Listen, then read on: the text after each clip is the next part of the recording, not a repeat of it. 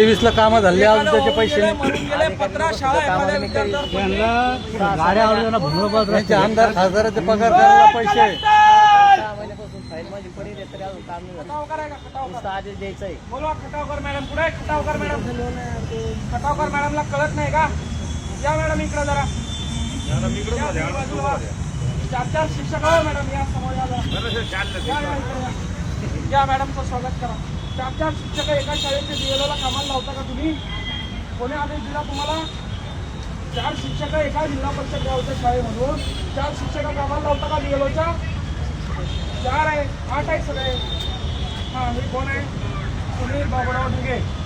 10 तारखेचा अर्ज द्यायचा का तुम्हाला? 4 चुका तुम्ही करणार, तुम्हाला आम्ही अर्ज द्यायचा? पोराला कोणी शिकवायचं? 4 शिक्षक जर बाहेर गेले तर त्या पोराला कोणी शिकवायचं? तुम्हाला अर्ज द्यायचा का? आम्ही मरतो ना आम्ही इथं. तुम्ही आमच्या पगारावर जगा, खा मस्त काजू बदाम बैठकीमध्ये बसा तिकडे. आमचे पोरं झेडपी मध्ये आणि यांचे पोरं खाजगी शाळेमध्ये. सरांना विचारा कोण आहे राऊत सर? राऊत सर चिल्लर माणूस आहे का? तुमचं नाव सांगायला लागले ते मॅडमनी. नोटीस कोणाची आहे? नोटीस कोणाची आहे? तुमचं नाही आहे का नोटीस? एक मतदान नोंदणी अधिकारी मग कोणाची आहे? तुमचा अधिकार नाही आहे का इलेक्शन? मग बोलवा कलेक्टरला बाली. हे कोण आहे? हे कोण आहे? हे कोण आहे? तहसीलदार तथा सहाय्यक मतदार आहे ना? मग तहसीलदार कोण आहे? एक ऑर्डर मध्ये आता 4 शिक्षक घेता का? मला त्याचं उत्तर द्या आधी. एका शाळेतून 4 शिक्षक गेले ती शाळा राहील का? हे ढगे आहेत, हे ढगे आहेत, हे काळे आहेत, हे या ठिकाणी बारलेवार आहेत, हे बारलेवार आहेत, या ठिकाणी हे जगताप आहेत. काय दाखवतो? कलेक्टर चल खाली है. चला अंग्रेज की औलाद, हमारे पैसों पे जी रहे हो, हमारे लड़कों के भविष्य खराब कर रहे हो. कलेक्टर चल खाली है. जर का आमचा अन्याय या ठिकाणी सॉल्व्ह करण्यात आलाय, तिथं अंगावर तेल घेऊन आम्ही जाणार आहे. आणि ही बाई मॅडम, तहसीलदार मॅडम त्याला जबाबदार आहे. 4 एका शाळेवरचे मला सांगा, तुम्ही 8 शिक्षकापैकी 4 शिक्षक तुम्ही BLOच्या कामाला लावणार, निवडणुकीच्या कामाला लावणार. चोखता तुम्हाला शिक्षित बेकार लोक आहे ना, त्यांना द्या ना हे काम. गावात गण पोर आहेत ना.